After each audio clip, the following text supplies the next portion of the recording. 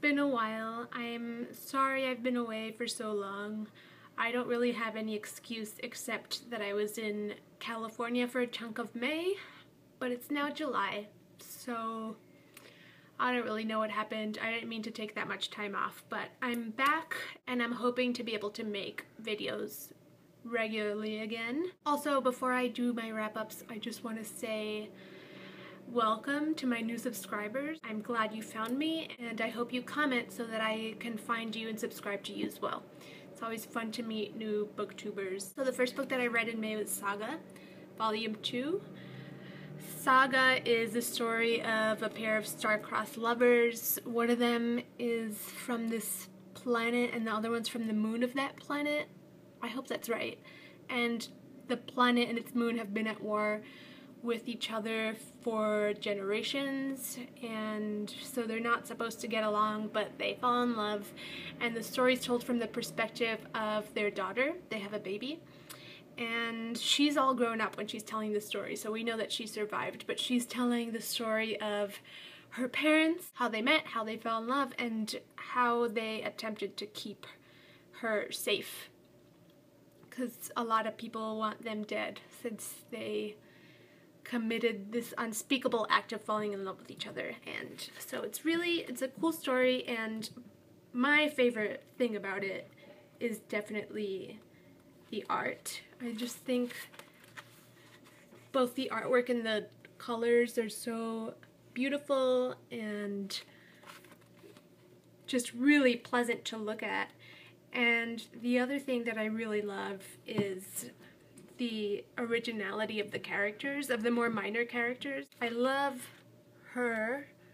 She's really cool, and there's this guy, well, not just him, but there's this group of people who have televisions instead of heads, which I think is really funny, and it allows for a lot of humor in terms of what appears on the screen depending on what situation he's in. I don't know, I'm just really amused by that. Anyway, Saga's really cool, and I'm excited to read the third volume. Next, I read The Clean House and Other Plays by Sarah Ruhl. I'll tell you what the first one's about, and then I think that'll give you a really strong sense of her style. The first one is called The Clean House, and it's about this woman who is completely obsessed with comedy and being funny and making people laugh. Her parents died because, I think for their anniversary, the father tried to come up with the perfect joke, and then he said it to his wife and she died laughing, and then he died immediately after her. So their daughter moved to America, became a maid, incidentally hates cleaning, and spends her time not cleaning but trying to come up with the perfect joke. So it's really funny, it's very whimsical.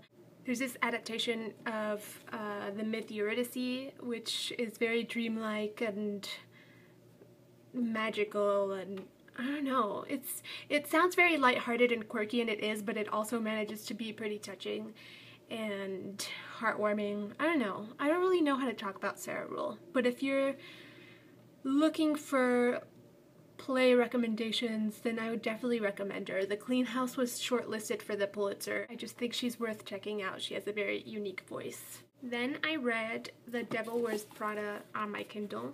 I don't know if I should share this, but I had a sort of weird encounter with Anna Wintour at my job. It wasn't a weird encounter. She was just standing right by me, and I kind of freaked out. She has this completely dominating presence, and I was extremely intimidated just to be standing near her. And I got home. By the way, my job is not related to her. I don't work with her, for her, or anything. We just happen to both be in the same place. And anyway, when I got home, I immediately wanted to watch The Devil Wears Prada because I thought it would be cathartic. And then the next day I was like, that wasn't enough. I need to read the book. So I did, and it was exactly what I wanted. Very entertaining, and I know I'm like a decade late with this, but I'm glad I read it. It was fun. Then I read The Money Book for the Young, Broke, and Fabulous by Suze Orman, also on my Kindle. I have been a fan of Suze Orman for a little while now. She has a TV show where people call in with their financial troubles or wanting advice. She's pretty funny and blunt. She tells it like it is, and I don't know, she's awesome. And I had no idea that she had written a book specifically for people around my age that really goes more into student loans and how to invest. I found it very helpful. It's not a dense, bulky read. She really makes an effort to just get right to the point, and yeah, I'm gonna be turning to that book for reference for a while, and I'm really glad I read it. Then I read Mr. Fox by Helen Oyeyemi. How awesome is this cover? I fell in love with this cover. It's this novel about this man who is a writer and who can't stop killing off his female heroines, and so he has this muse named Mary Fox. You can never really tell if she's like a real person, and so it's this novel, right, and it tells that story of him writing these other stories, and the novel is interspersed with those stories that he's writing, which can get really fantastical, and there's like this horror element, and she's the character of some of those stories, but then some of them bleed into the actual novel. It's really weird, and you feel like you know what's what at one point, and then the next 10 pages it all gets flipped, turned upside down. That was a line from the Fresh Prince. You want to read something weird, then read this. Also, the Icarus Girl is really weird. Moving on, I read Hyperbole and a Half by Ali Brosh. This is my sister's bookmark. She's reading it right now. I actually read this in the waiting room of a dentist appointment that I had put off for a long time. I can't tell you how appropriate or perfect it was for me to read this book in the waiting room of the dentist's office. It was, I mean, okay, I haven't read the subtitle. Unfortunate situations, flawed coping mechanisms, mayhem, and other things that happened. There are a lot of themes that run through this book, and one of them is she really likes to talk about her self-destructive tendencies and flawed coping mechanisms, and she does it in a really cool way. If I haven't mentioned this already, it's like a graphic novel, and it's started as a blog, and I used to read the blog, but there's a lot of new stuff in here too, and it had been years anyway, so it all felt pretty new. The drawings are like very simple, but it just adds to the hilarity of the whole thing. I'm just in love with this book.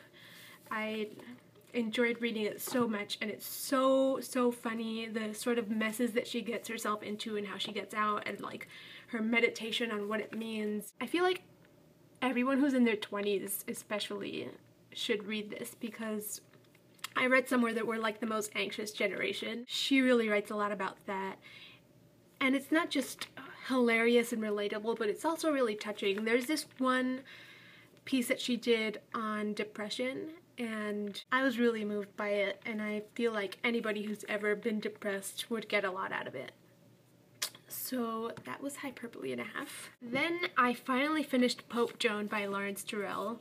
I talked about it in my last video, and I don't even think that's when I started reading it, but that book is 150 pages, and I was really enjoying it, and it still took me like 2 months to read it. I don't get why. Well, part of it was I was supposed to finish it in California, but I left it by accident. So yeah, that's the story of the first female pope, and it goes through her life from when she was born up until she became pope, and it's really whimsical and kind of silly, but the writing itself is a little bit dense. The political and religious commentary is so funny and edgy, and I feel like it's a little daring. So yeah, I'm really glad I finally finished that tiny book. Then I read The Heart is a Lonely Hunter by Carson McCullers. I started off reading this with Jenny from Adultish Books, but she ended up hating it, and I don't know, I find it really interesting when one person really likes a book and somebody else hates it, and just like watching what they both have to say about it. So if you're interested in why she hated it, she just talked about it in her monthly wrap-up video, so you should go check that out.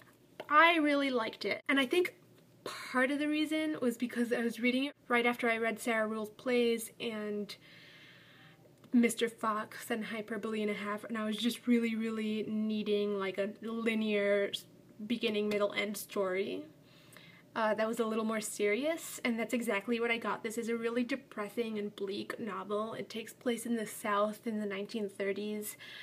Carson McCullers was only 23 years old when she wrote it, which absolutely blows my mind.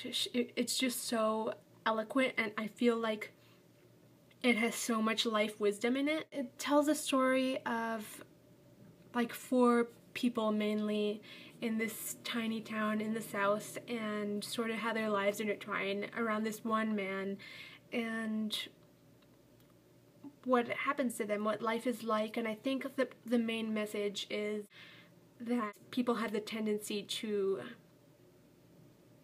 focus more on our own idea and fantasy of what a person is instead of seeing them as a real human being, and we attach all these expectations and dreams to what this other person will be and do for us, and that can only lead to disappointment.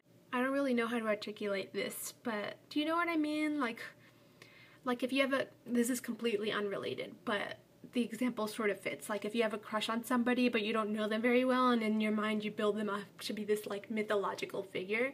It doesn't happen like that in this book, but in terms of building somebody up to a version that doesn't actually match who they are, that does happen here, and that's, I think, the ultimate tragedy in the book. I did really appreciate it, and yeah, I think Carson McCullers is a writer worth checking out. Lastly, I read this baby. It was amazing. I had honestly, deep down, I did not think I was gonna like The Goldfinch more than I liked The Secret History, which I raved and raved and raved about. But I did. It was better. It's almost 800 pages, I think, and I read it in a week because I could not put it down. I couldn't even think about doing anything else but read until I finished. I'm not gonna say too much more about it because I definitely want to do a review. 5 stars, a million stars. I'm currently reading 2 books. The first one is The Cuckoo's Calling by Robert Galbraith, aka J.K. Rowling. I'm about halfway through, and it's great. It's very entertaining. I don't have a lot of experience with mysteries or like detective stories, but this one is good. And I'm excited to read the next one. I feel like since it's a series, they're only going to get better. The other books that I'm reading, also on my Kindle, is Orange is the New Black by Piper Kerman. I am currently super depressed that Orange is the New Black is over and that I have to wait many months for season 3. That, and also the fact that I find the prison industrial complex really fascinating and really disturbing. I only just started, so I really can't say anything about it, but I know it's going to be interesting, and I'm excited for how different it will inevitably be from the series, the television show. I'll just end here. Thank you for watching. Sorry again that I was away for so long, but I hope you'll see me again very soon, and thank you again to my new subscribers. I look forward to meeting you and talking to you, and I'll see you all next time. Bye!